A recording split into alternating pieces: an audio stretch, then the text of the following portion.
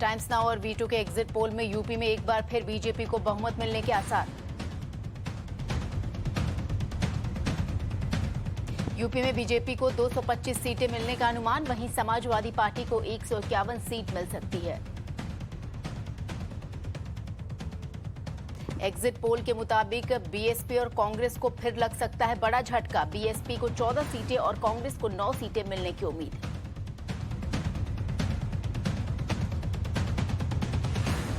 UP में BJP को 39% और समाजवादी पार्टी को 35% वोट मिलने का अनुमान। बीएसपी को 13 और कांग्रेस को 7% वोट मिल सकते हैं।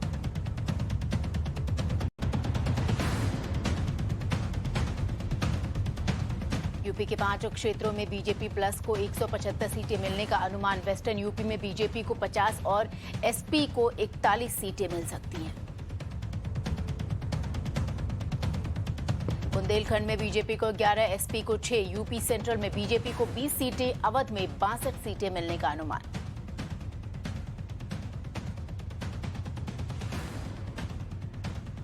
पंजाब में आम आदमी पार्टी की बन सकती है सरकार। टाइम्स नाउ नवभारत के एग्जिट पोल में आपको 70 सीटें मिलने का अनुमान।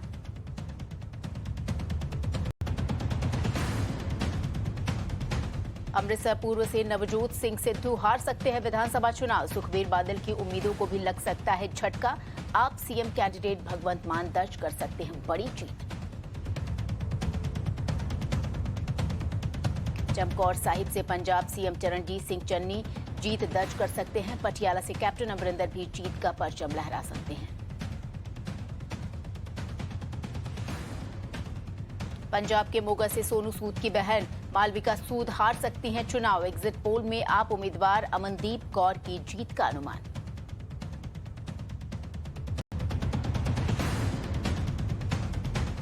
टाइम्स नाउ के एग्जिट पोल में उत्तराखंड में बीजेपी को बहुमत 37 सीटें मिलने का अनुमान।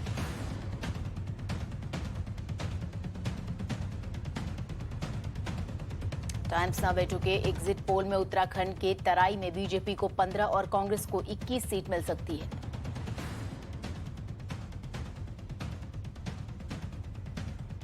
एग्जिट पोल में गढ़वाल में बीजेपी तो चेहरे में कांग्रेस मजबूत।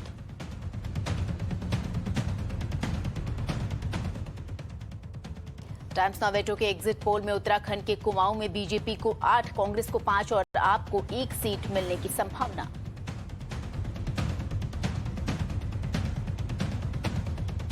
टाइम्स नाउ वेटो के एग्जिट पोल में गोवा में बीजेपी को 14 सीट मिलने की संभावना, तो वहीं कांग्रेस को 16 सीट मिलने की संभावना।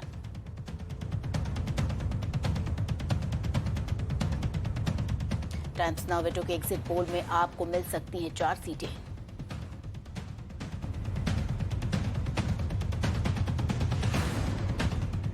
एग्जिट पोल में मणिपुर में बीजेपी के सत्ता में रहने के रुझान, 32 से 38 सीटों पर मिल सकती है जीत।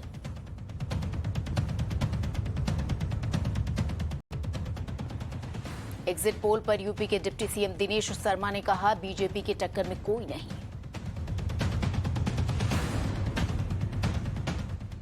स्वामी प्रसाद मौर्य ने एसपी की सरकार बनने का किया दावा, बोले अखिलेश इस बार 300 के पार।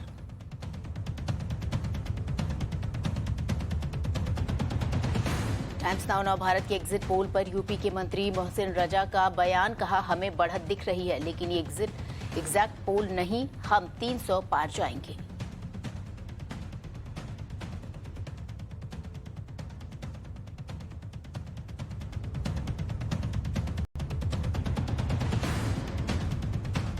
एग्जिट पोल पर बोले उत्तराखंड मुख्यमंत्री पुष्कर धामी, असल नतीजों में बीजेपी को और ज्यादा सीटें मिलेंगी। प्रचंड बहुमत से बनेगी बीजेपी की सरकार।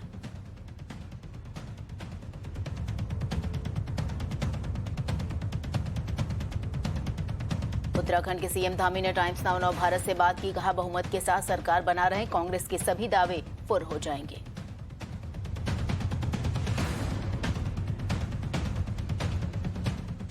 नतीजों के बाद विधायकों को एकजुट रखने के लिए कांग्रेस ने कसी कमर। सांसद दीपेंद्र हुड्डा को उत्तराखंड का पर्यवेक्षक नियुक्त किया गया।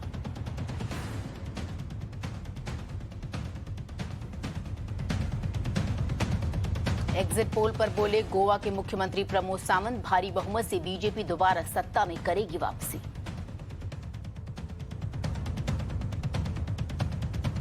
गोवा में कर्नाटक कांग्रेस के अध्यक्ष डीके शिवकुमार रखेंगे विधायकों पर नजर।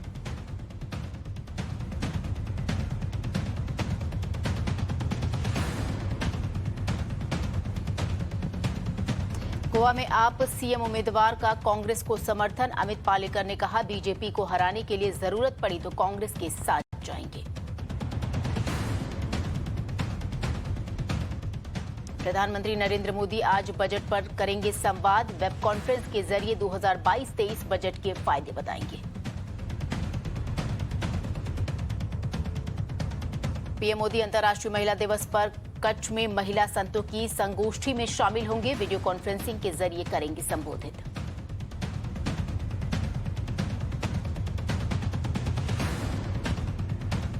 प्रधानमंत्री नरेंद्र मोदी ने महिला दिवस की पूर्व संध्या पर नारी शक्ति पुरस्कार विजेताओं से की बातचीत। जयपुर में बोली कांग्रेस महासचिव प्रियंका गांधी, जनता सही फैसला लेगी। यूपी में व्यस्त थी तो राजस्थान का बजट नहीं देखा। राज्यसभा की 13 सीटों पर 31 मार्च को होगा चुनाव। आनंद शर्मा, एके एंटनी समेत कई लोगों का कार्यकाल हो रहा है खत्म।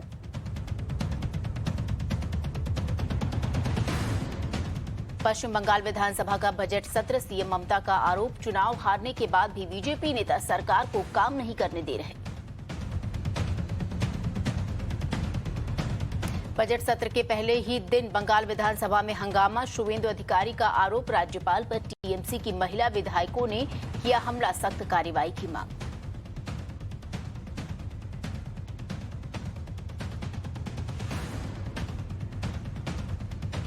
बंगाल विधानसभा में हंगामे के बाद बीजेपी विधायकों ने राजभवन तक किया मार्च, शुवेंदु अधिकारी ने की अध्यक्षता।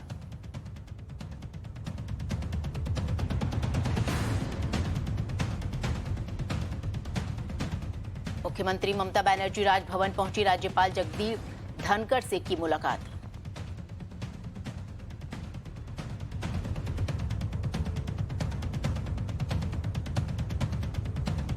तेलंगाना बजट सत्र खत्म होने तक टी राजा सिंह सहित बीजेपी के 3 विधायक निलंबित, विधानसभा के बाहर धरने पर बैठे।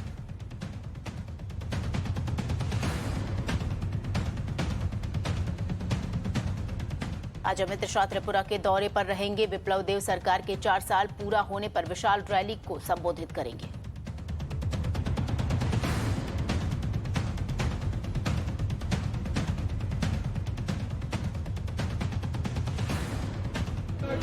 बीजेपी अध्यक्ष जेपी नड्डा और उज्जैन के दौरे पर रहेंगे। चुनाव परिणाम आने से पहले महाकाल का आशीर्वाद लेंगे। कल बीजेपी राष्ट्रीय अध्यक्ष जेपी नड्डा जम्मू पहुंचे थे। माता वैष्णो देवी मंदिर में पूजा अर्चना की थी।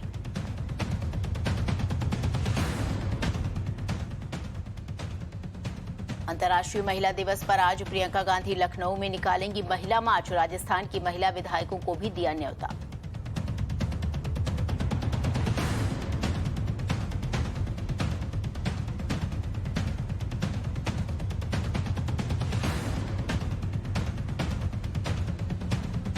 यूक्रेन रूस युद्ध के बीच एक बार फिर यूएनएससी की इमरजेंसी मीटिंग हुई। भारत के स्थायी प्रतिनिधि टीएस त्रिमूर्ति ने भारतीयों और दूसरे नागरिकों की सुरक्षा की मांग दोहराई।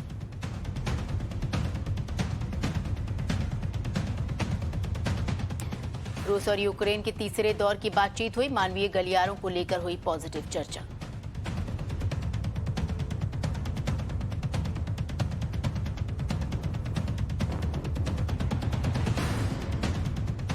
यूक्रेन के प्रतिनिधि का दावा, बातचीत सकारात्मक रही। वहीं रूस के प्रतिनिधि बातचीत को उम्मीदों के विपरीत बताए।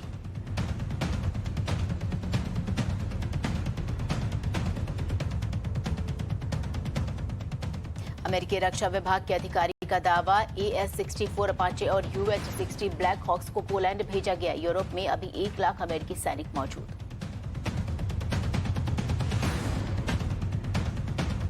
एंटनी ब्लिंकन ने कहा, नीटो के खिलाफ किसी भी खतरे से निपटने के लिए तैयार है अमेरिका और सहयोगी देश।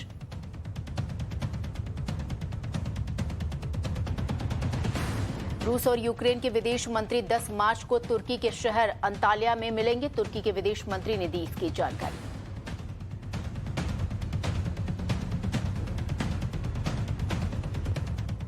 रूस ने यूक्रेन पर तेज किए अपने हमले। मुश्किल वक्त में राष्ट्रपति जेलेंस्की को मिला ग्लोबल सिटीजन का साथ, मदद का किया आह्वान।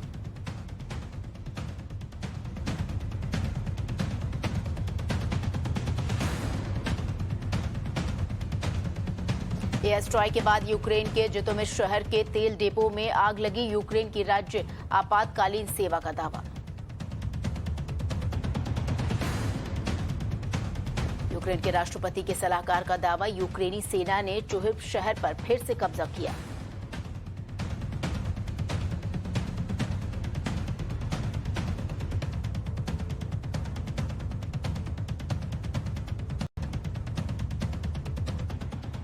यूक्रेन के शहर खार्किव में रूसी हमले जारी। रूस के हमले में खार्किव की रिहायशी इमारत ध्वस्त हो गई, कई आम लोग भी घायल।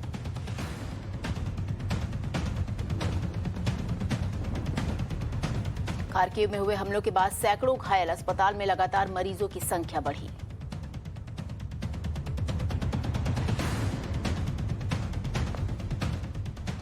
कीव के उपनगरों में गोलीबारी जारी। ग्रामीणों के मुताबिक तेजी से आगे बढ़ रही है रूसी सेना।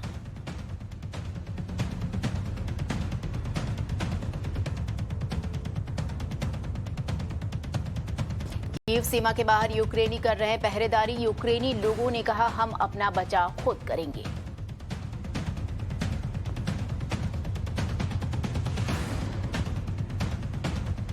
चेक रिपब्लिक में 1 लाख से भी ज्यादा यूक्रेन के शरणार्थी आए। ये शरणार्थी स्लोवाकिया और पोलैंड से होते हुए चेक रिपब्लिक पहुंचे।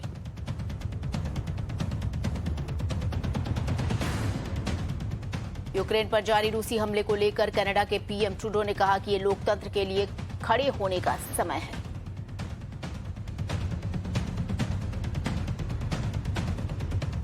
व्हाइट हाउस ने कहा कि पोलैंड को यूक्रेन में लड़ाकू विमान भेजने से रोक नहीं रहा। व्हाइट हाउस ने कहा, पोलैंड संप्रभु देश है और वो अपना फैसला लेने में सक्षम है।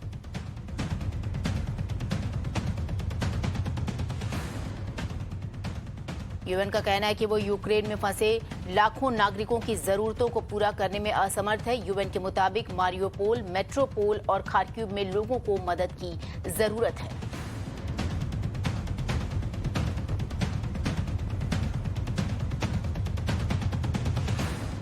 रूस के खिलाफ यूके की नई मुहिम। यूके ने इंटरपोल से रूस के निलंबन का अनुरोध किया।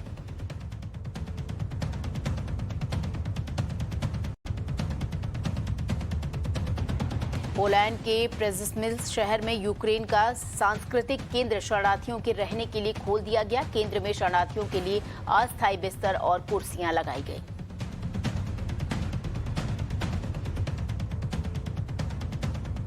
रूस में यूक्रेन के समर्थन में प्रदर्शन के खिलाफ प्रशासन का एक्शन। पुलिस ने 5000 से ज्यादा प्रदर्शनकारियों को हिरासत में लिया।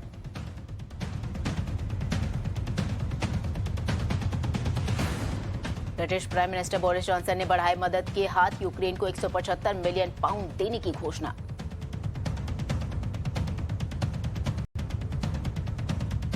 कनाडा ने यूक्रेन को करीब $1 अरब की वित्तीय सहायता भेजी।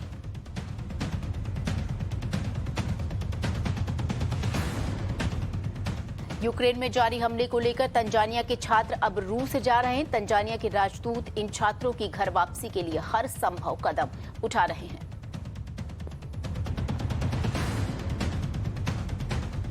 अमेरिकी रक्षा विभाग हवाई में नेवी की फ्यूल टैंक फैसिलिटी को पूरी तरह से बंद करेगा। पर्ल हार्बर में पेट्रोल लीक होने के कारण पेंटागन ने यह फैसला लिया।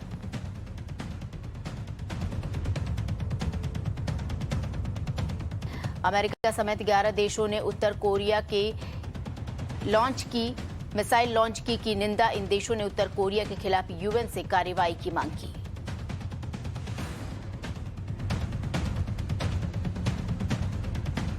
न्यूयॉर्क के स्कूल्स में कोरोना पाबंदियों में ढील दी गई। कई स्कूल्स में फेस मास्क लगाने वाले नियम को हटाया भी गया।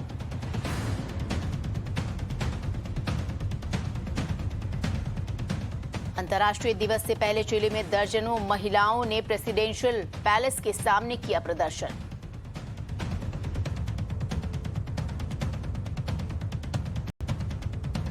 इवैक्यूएशन प्रोसेस के तहत यूक्रेन के पड़ोसी देशों से 1314 भारतीयों को एयरलिफ्ट किया गया।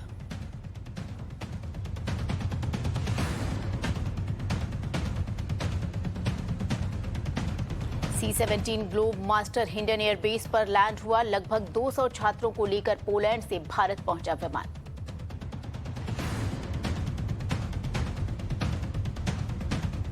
खार्किव से आए छात्रों ने बताई आप बीती, बोले जान बचाने के लिए मुश्किलों का करना पड़ा सामना।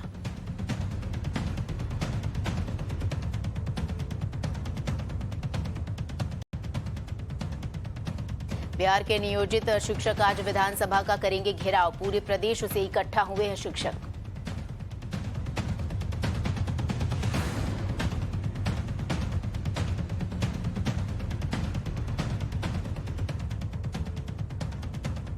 जम्मू कश्मीर के पुंछ में भारी बर्फबारी, चारों तरफ जमी बर्फ की मोटी परत।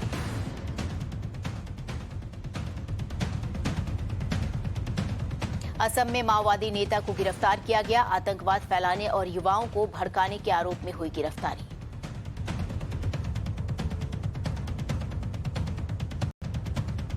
बिहार के गोपालगंज में ऑनर किलिंग का मामला, प्रेम प्रसंग में लड़की की हत्या, पिता और चाचा समेत 3 लोगों पर हत्या का आरोप।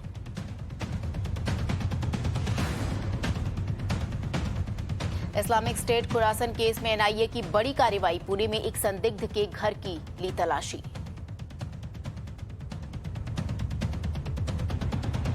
झारखंड के चतरा जिले में पुलिस और आंदोलनकारियों के बीच झड़प। एनटीपीसी के खिलाफ चल रहा प्रदर्शन हिंसक हुआ। 8 वाहन जलाए गए।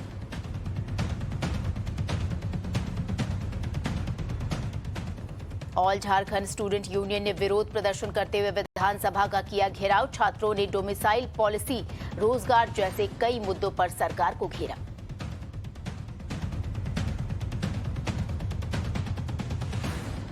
दो साल के अंतराल के बाद सिलीगुड़ी के लगभग 15,000 छात्र माध्यमिक परीक्षा के लिए हो रहे हैं उपस्थित। 16 मार्च तक ये परीक्षाएं चलेंगी।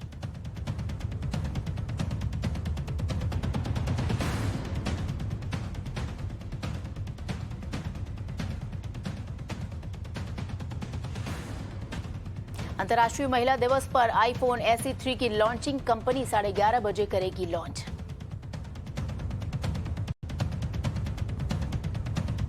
हैदराबाद में बनेगा माइक्रोसॉफ्ट का नया डेटा सेंटर। 2025 तक बनकर होगा तैयार।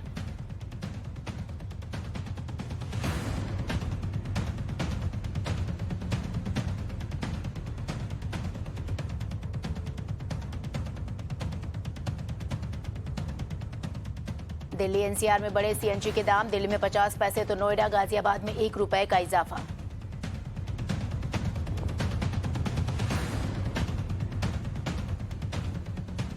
पुणे में मेट्रो सेवा की हुई शुरुआत। प्रधानमंत्री नरेंद्र मोदी के उद्घाटन करने के बाद पहले दिन पुणे के लोगों ने मेट्रो में किया सफर।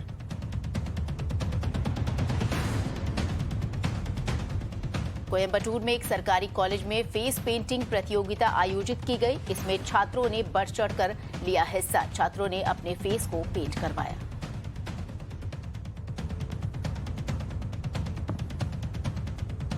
गुलमर्ग में आर्मी द्वारा आयोजित 3 दिन का विंटर फेस्टिवल हुआ खत्म।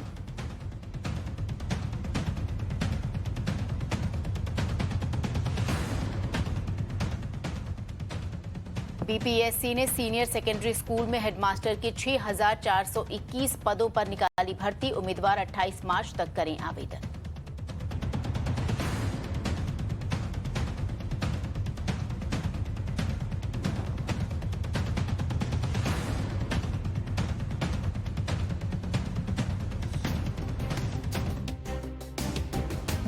You entered a film industry skewed more in favor of men, made a mark not just as an actor but as a producer too. Has the journey been more smooth or rough? It's always filled with challenges. There are many stereotypes, many gender biases that we find along the way. We haven't been able to challenge all of them, but I guess with every choice that we make that is defined or definitive of the path that we choose to create for ourselves as women, as individuals, because we believe in our capability, we will break those biases.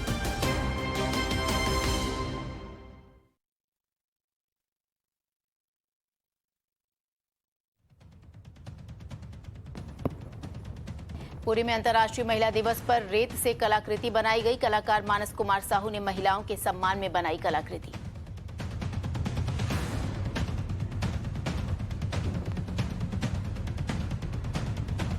Delhi police ने श्रद्धानंद मार्ग पर pink police चौकी बनाई। Sex workers के लिए महिला पुलिसकर्मी करेंगी काम।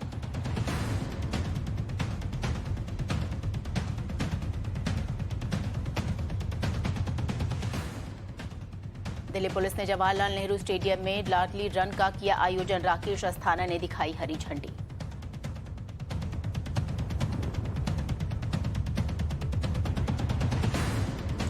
महिला दिवस से पहले चिली के राष्ट्रपति भवन के सामने महिलाओं का प्रदर्शन को सुपर फेमिनिस्ट मंडे का नाम दिया गया।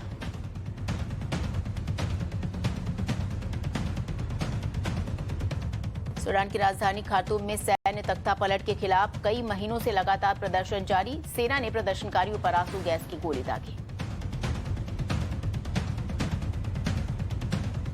लंदन के खाई प्राइस इमारत में लगी आग को बुझाने की कोशिश जारी।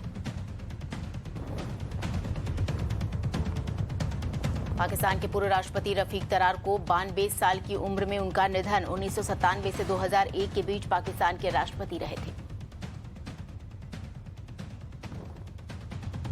यमन में एंजेलिना जोली ने युद्ध से प्रभावित परिवारों से की मुलाकात। एंजेलिना जैसे ऐसे परिवारों के लिए फंड इकट्ठा करेंगी।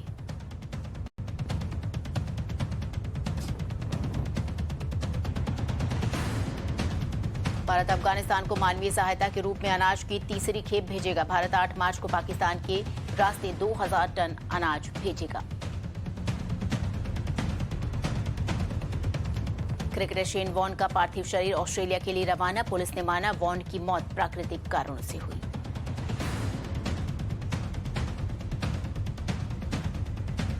डेनियल वेटोरे ने कहा आरसीबी को डुप्लेसिस या मैक्सवेल को नया कप्तान बनाना चाहिए।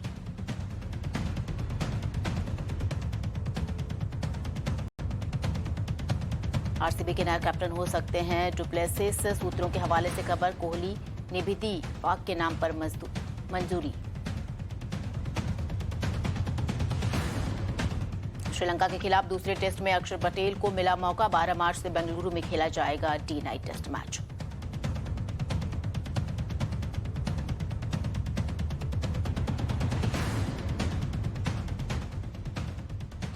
रिलीज हुआ अटैक का ट्रेलर। सुपर सोल्जर बने देश को दुश्मन से बचाएंगे जॉन इब्राहिम।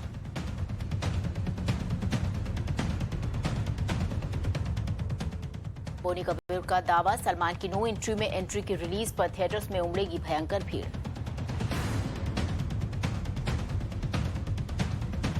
डायरेक्टर विवेक अग्निहोत्री का कपिल शर्मा पर आरोप। कहा कपिल शर्मा ने द कश्मीर फाइल्स प्रमोट करने से किया इनकार।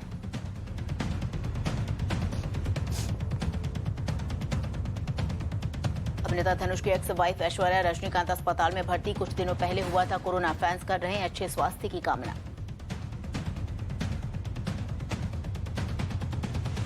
जल्द शादी करेंगे फेमस सिंगर मिलिंद गाबा। गर्लफ्रेंड प्रिया बेनीवाल के साथ शादी के बंधन में बंधने वाले हैं।